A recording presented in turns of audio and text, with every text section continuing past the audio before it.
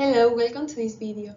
In this video, we will study the dataset samples and how they are used to build a model. What is a sample? Samples represent a measure of all variables in the dataset. They can also be called examples. A sample contains one or more features and possibly a label. Samples can be labeled or unlabeled. Labeled samples have a label describing or characterizing the sample.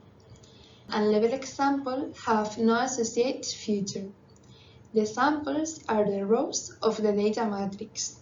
Let P and Q be the number of rows and columns in the data matrix. A sample is a vector U in RQ. In this regard, the data matrix contains P samples. Designing a neural network to memorize a dataset is not helpful.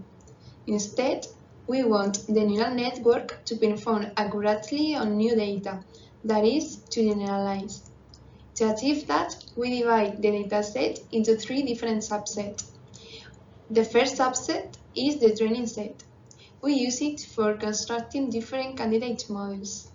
The second subset is the selection set, used to select the model exhibiting the best properties. Finally, the third subset is the testing set used to validate the final models. The figure summarizes the possible uses of a sample in a dataset: training samples, selection samples, testing samples, and unused samples.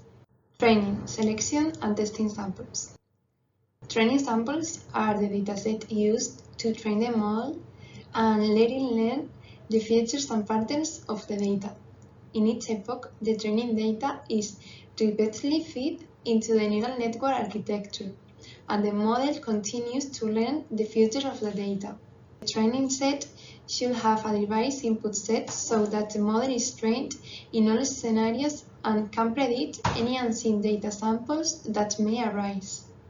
The selection or validation set is the dataset used to validate the performance of our model during training. The selection process provides information that helps us tune the model's hyperparameters and configuration accordingly. The model is trained on the training set, while the model is evaluated on the selection set after each epoch. We use the selection samples for choosing the neural network with the best generalization properties. The testing set is a set of data used to set how the model works after training is complete. It provides an unbiased metric for determining model performance in terms of accuracy, precision, etc. Some samples may distort the model instead of providing helpful information to the model. For example, outliers in the data can make the neural network badly. For fix those problems, we set some samples to unused. We can also set repeat samples to unused since they provide redundant information to the model. In this regard, we can define the samples using the following vector. The size of this vector is P, the number of samples in the dataset. Note that a sample cannot have two uses at the same time. For example, we cannot use a sample to training and testing a model. When designing a model, we usually test different configurations. For example, we use an inbuilt candidate models with different architectures and compare their performance. The first step in building several models is to train different models with the training samples. We then select the one that performs best with the selection samples. Finally, we test their capabilities with the testing samples. Example: car price assignment. An automotive company wants to understand the factors that affect the price of cars in the market. For this study, we gathered an extensive dataset of different types of cars on the market to create a model.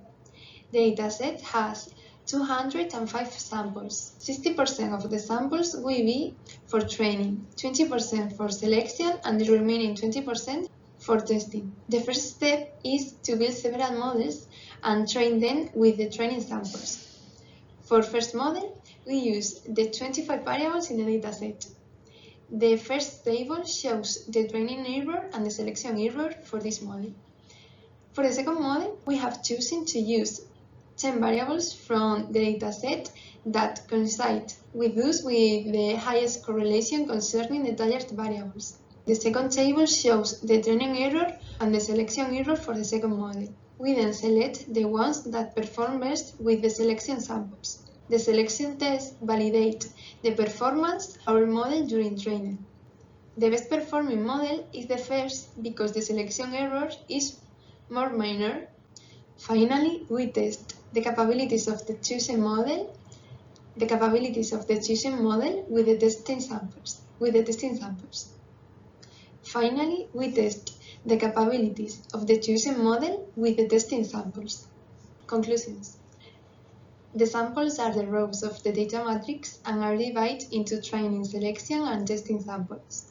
From the training samples, we train the model, we select the best performing model with the selection samples, and finally, we test its capabilities with the test samples.